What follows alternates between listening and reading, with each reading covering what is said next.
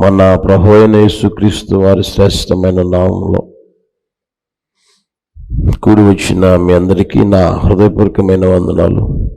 అందరికీ వందనాలు, స్తోత్రాలు. సామెతల పుస్తకం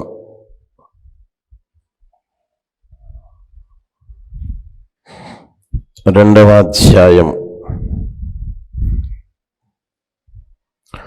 6వ వచనం నేను చదువుతాను, చూడండి. యెహోవాయే జ్ఞానమిచ్చువాడు, తెలివియు వివేచనయు ఆయన నోట నుండి వచ్చును. అందరు తీశారా బైబిల్? అందరూ చదువుదామా ఇప్పుడు? యెహోవాయే జ్ఞానమిచ్చువాడు, తెలివియు వివేచనయు ఆయన నోట నుండి వచ్చును. యేసయ్యకి మహిమ కలుగును గాక. హల్లెలూయా, హల్లెలూయా. మన దేవుడు ఎవరయ్యా అంటే జ్ఞానమిచ్చువాడు.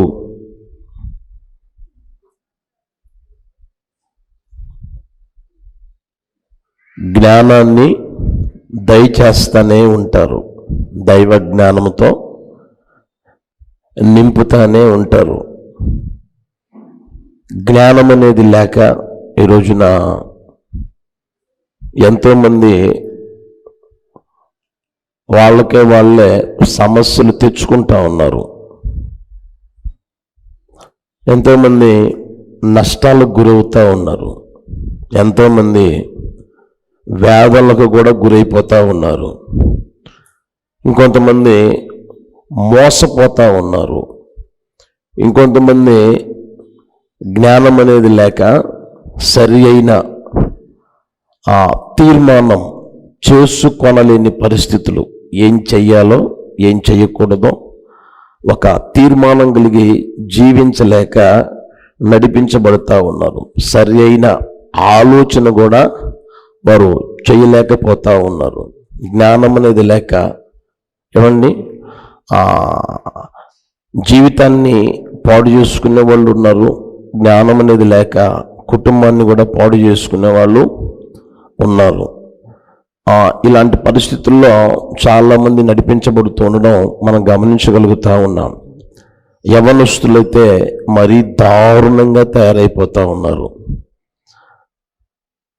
లోకంలో ఉన్న యవనస్తులైనా ఏమండి మందిరాలకు వస్తూ ఉన్న యవనస్తులైనా జ్ఞానం అనేది లేక, వారి ఫ్యూచర్ గురించిన ఒక ఆలోచన అనేది లేక వారి జీవితాలు దారుణంగా మారిపోవడం, వారి జీవితాలు వారికై వారే అర్ధాంతరంగా ముగించుకోవడం మనం వింటా ఉన్నాం, మనం చూడగలుగుతూ కూడా ఉన్నాం. కారణం ఏంటయ్యా అంటే జ్ఞానం అనేది లేక అని దేవుని వాక్యం తెలియజేస్తూ ఉంది. జ్ఞానం ఇవ్వగలిగిన వారు ఎవరయ్యా అంటే మనం ఆరాధన చేస్తూ ఉన్న నజరేయుడైన యేసయ్య. ఆ మాట చూడండి అక్కడ, యెహోవాయే జ్ఞానమిచ్చువాడు. అర్థమవుతుందండి? చదువుచున్న చదువుల ద్వారా జ్ఞానము రాదు అని నేను అన్ను. కాస్తో కోస్తో ఉంటుంది. అది ఉపయోగపడేది ఉంటుంది, ఉపయోగపడంది కూడా ఉంటుంది. ప్రయోజనం కానిది ఉంటుంది, ప్రయోజనమైనది కూడా ఉంటుంది. అయితే దైవ జ్ఞానం ప్రతి ఒక్కరికి కావాలి. దైవ జ్ఞానం అనేది ఒక వ్యక్తి పొందుకొని నడిపించబడుతూ ఉంటే తనకై తాను సమస్యలు చిక్కుకోడు, తనకై తానే బాధలు తెచ్చుకోడు, తనకై తానే వేదనకు గురి కావలసిన అవసరం కూడా ఉండదు. జీవితాలు మోసగించబడవు, మోసపోరు. దాన్ని మనం గుర్తెరుగుదుము గాక. బైబిల్లో ఒక వాక్యాన్ని చూపిస్తాను, చూడండి. రోమాపత్రిక 10వ అధ్యాయం 2వ వచనం చూడండి. వారు దేవుని యందు ఆసక్తి గలవారని వారిని గూర్చి సాక్ష్యమిచ్చుచున్నాను. అయినను వారి ఆసక్తి జ్ఞానానుసారమైనది కాదు అని రాయబడింది. ఆసక్తి ఉంది, ఆసక్తి లేకుండా ఏమీ లేదు. అర్థమవుతుందండి? ప్రతి వ్యక్తికి ఆసక్తి అనేది ఉంటుంది, ఏదో ఒక విషయంలో ఆసక్తి అనేది ఉంటుంది. అయితే ఆ ఆసక్తి జ్ఞానానుసారమైనదైతే బాగుంటుంది, అది జ్ఞానానుసారమైనది కాదు అని దేవుని వాక్యం తెలియజేస్తూ ఉంది. జ్ఞానానుసారమైనది కాదు కనుక వ్యక్తిగత జీవితంలో ఏమండి దేవునికి దూరం అయిపోవడం, మందిరానికి దూరం అయిపోవడం, ఏమండి ప్రార్థన చేసుకోనలేని పరిస్థితుల్లో నడిపించబడ్డం మనం గమనించగలుగుతూ ఉన్నాం. అందుకనే ప్రతి విషయంలో నువ్వు వ్యాపారం చేసేదానికైనా, ఉద్యోగం చేసేదానికైనా, ఆ తర్వాత చిన్న చిన్న పనులు చేసుకునేదానికైనా, లేదా నీ కుటుంబం నడిపించుకునేదానికైనా, చదువుకునేదానికైనా, ప్రతి విషయంలో జ్ఞానం అనేది చాలా ప్రాముఖ్యమైనది, చాలా ప్రాముఖ్యమైనది. ఎంత ప్రాముఖ్యమని నువ్వు తెలుసుకోగలిగితే అంత ప్రాముఖ్యమైనదని జ్ఞానం నువ్వు ఎరగగలవు. సామెతల పుస్తకం 3వ అధ్యాయం 13వ వచనంలో మనం గమనిస్తే, జ్ఞానము సంపాదించువాడు ధన్యుడు, వివేచన కలిగిన నరుడు ధన్యుడు. వెండి సంపాదించుట కంటే జ్ఞానము సంపాదించుట మేలు, అపరంజి సంపాదించుట కంటే జ్ఞాన లాభము నందుట మేలు. ఆ మాట చూడండి, జ్ఞానము సంపాదించేవాడు ధన్యుడిగా మారిపోతాడు. దినదినం రోజు రోజుకి అతడు ధన్యుడిగానే నడిపించబడతాడు, ధన్యుడు అని పిలువబడుతూనే ఉంటాడు. ఆలోచన చేయగలగాలి. అక్కడ మనం గమనిస్తే వెండి సంపాదించడం కంటే,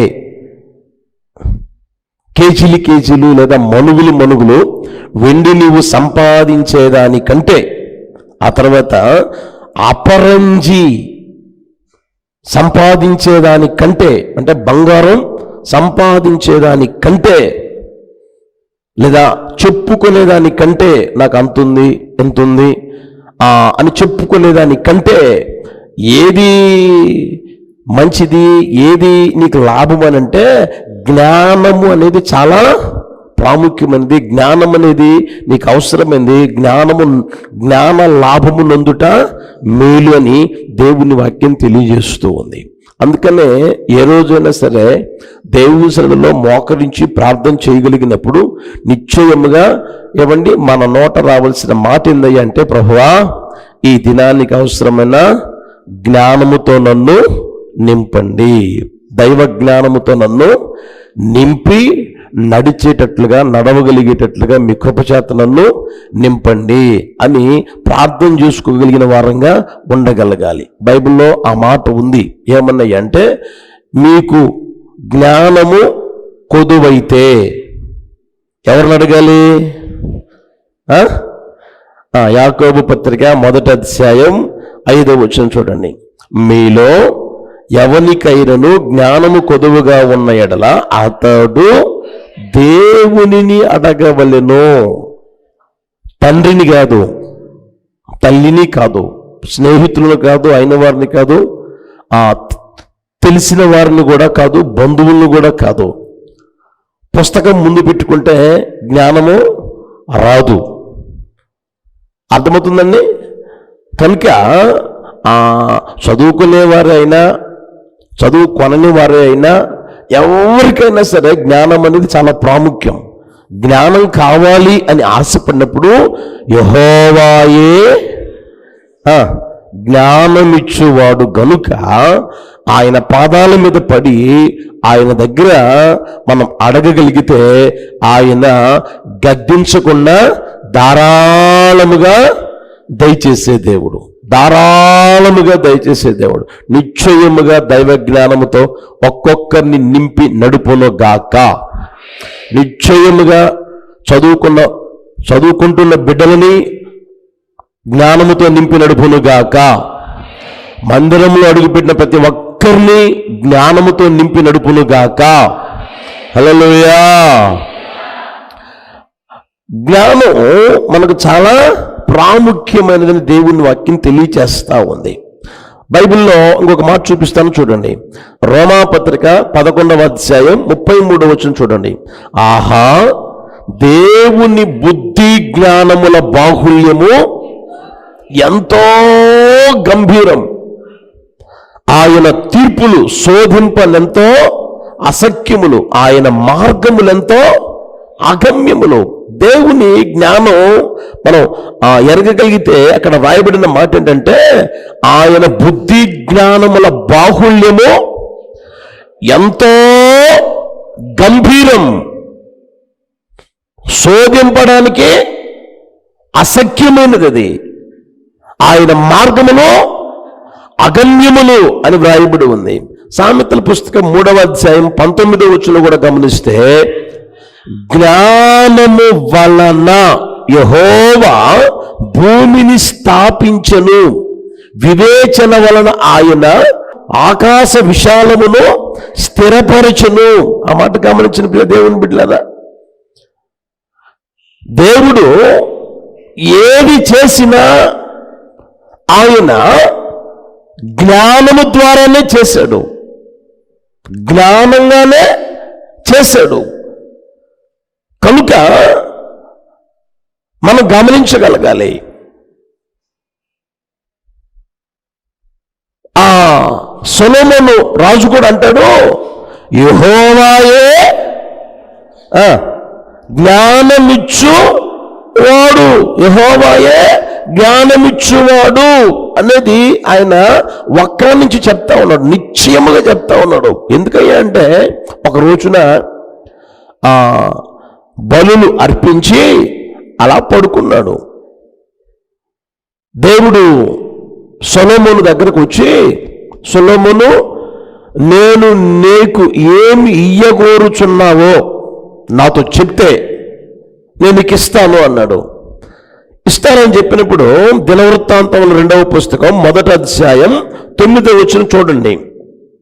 దేవా యెహోవా, నీవు నా తండ్రి అయిన దావీదునకు చేసిన వాగ్దానమును స్థిరపరుచుము. నేల ధూళి ఎంత విస్తారమైన జనముల మీద నీవు నన్ను రాజుగా నియమించి ఉన్నావు. ఈ నీ గొప్ప జనములకు న్యాయము తీర్చ శక్తి గలవాడు ఎవడు? నేను ఈ జనుల మధ్యను ఉండి కార్యములను చక్కబెట్టునట్లు తగిన జ్ఞానమును తెలివిని నాకు దయచేయుము.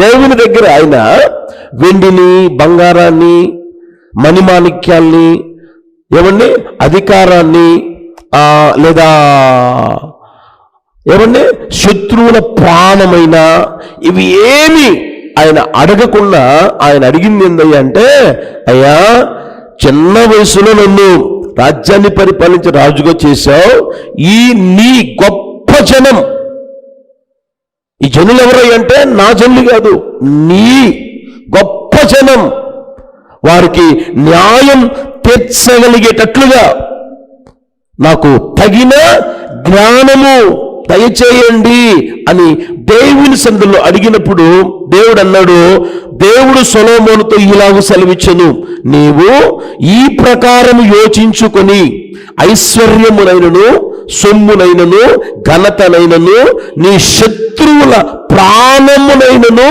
దీర్ఘాయువునైనను అడుగక, నేను నిన్ను వారి మీద రాజుగా నియమించిన నా జనులకు న్యాయము తీర్చుటకు తగిన జ్ఞానమును తెలివిని అడిగి ఉన్నావు. కాబట్టి జ్ఞానమును తెలివియు నీకియ్యబడును. యేసయ్యకి మహిమ కలుగును గాక. దేవుని సన్నిధిలో దేవునితో ఆయన చెప్పిన మాటలు దేవుడు ఆలకించాడు, దేవుడు విన్నాడు. ఆయన మనవి ఆయనకి దయచేయబడును అని రాయబడింది అక్కడ, నీకియ్యబడును, నీకియ్యబడును. మీరు రాజుల పుస్తకం మొదటి పుస్తకం 4వ అధ్యాయం 29వ వచనం చూడండి. దేవుడు జ్ఞానమును బుద్ధిని వర్ణింప సఖ్యము కాని వివేచన గల మనస్సును సొలొమోనుకు దయచేసెను. అక్కడేమో దయచేయబడును. జ్ఞానము తెలివి నీకియ్యబడును అని చెప్పిన దేవుడు ప్రార్థన ఆలకించి ఆయన మనవి చేసిన దానిని ఆయనకి దయచేశాడు అని ఈ వాక్యంలో మనకు తెలియజేయబడతా ఉంది. నీకు ఆ మాట గమనించే దేవుని బిడ్డారా, దయచేసెను జ్ఞానమును బుద్ధిని వర్ణింప శక్యము కాని వివేచన గల మనసును సొలొమోనుకు దయచేశాడు. అది ఎలా ఉందో గమనించండి. సొలొమోనుకు కలిగిన జ్ఞానము తూర్పు దేశస్థుల జ్ఞానము కంటేను ఐగుప్తీయుల జ్ఞానం అంతటి కంటేను యేసయ్యకి మహిమ కలుగును గాక. హల్లెలూయా. లోకస్తుల ద్వారా లేదా చదువుతున్న చదువుల ద్వారా నీకు కలిగే జ్ఞానం ఏమన్నా అధికమై ఉండదు, కాస్తో కోస్తో వస్తుంది. అయితే మన దేవుణ్ణి నువ్వు ఏమన్నా ప్రార్థన చేసుకోగలిగితే, ఆయన్ని అడగగలిగితే ఆయన ఏమన్నా అందరికంటేను జ్ఞానమంతటి కంటేను ఆయన జ్ఞానం ఎలా ఉంటుంది? అధికమై ఉండెను. అధికమైన జ్ఞానముతో ఒక్కొక్కరిని ప్రభు నింపి నడుపునుగాక. అతి శ్రేష్టమైన జ్ఞానముతో ప్రభు నింపి నడుపునుగాక. హల్లెలూయా. సొలొమోను భక్తుడు ఏదో చెప్పాలి కాబట్టి చెప్పలా, అర్థమవుతుందా? అనుభవపూర్వకంగా ఆయన జీవితంలో ఆ జ్ఞానాన్ని పొందుకొని నడిపించబడుతూ ఉన్న రోజుల్లో ఆ మాట చెప్పాడు, యెహోవాయే జ్ఞానం ఇచ్చేవాడు. యేసయ్యకి మహిమ కలుగును గాక. ఆయన తప్ప ఎవరు నీకెప్పుడు జ్ఞానం ఇవ్వలేరు. యెహోవాయే జ్ఞానం ఇచ్చేవాడు. హల్లెలూయా. గతములో దయచేశాడు, ఇప్పుడు దయచేస్తున్నాడు, తర్వాత రోజుల్లో కూడా ఆయన వలననే జ్ఞానము కలుగును గాక. హల్లెలూయా. దైవ జ్ఞానము పొందిన దానియేలు జీవితం గమనించండి. ఎంతగా హెచ్చించబడ్డాడో, ఎంతగా గణపరచబడ్డాడో, ఎంతగా పేరు ప్రఖ్యాతులు కలిగి జీవించగలిగేటట్లుగా దేవుడు దయచేసిన జ్ఞానం అతనికి ఎంత ప్రయోజనకరంగా మారిందో మనం గమనించగలగాలి. అర్థమవుతుందండి? ఆ స్థితిని మనం గుర్తిరగగలగాలి. హల్లెలూయా. హల్లెలూయా. దేవుని జ్ఞానం వలన మనం పొందుకొనగలిగే ఆశీర్వాదాలు, దీవెనలు ఏమై ఉన్నాయి? సమయాన్ని బట్టి మీకు తెలియజేస్తాను. చాలా జాగ్రత్తగా ఆలకించాలని ప్రేమతో తెలియజేస్తా ఉన్నాం. మొదటిది నిర్గమకాండము 31వ అధ్యాయం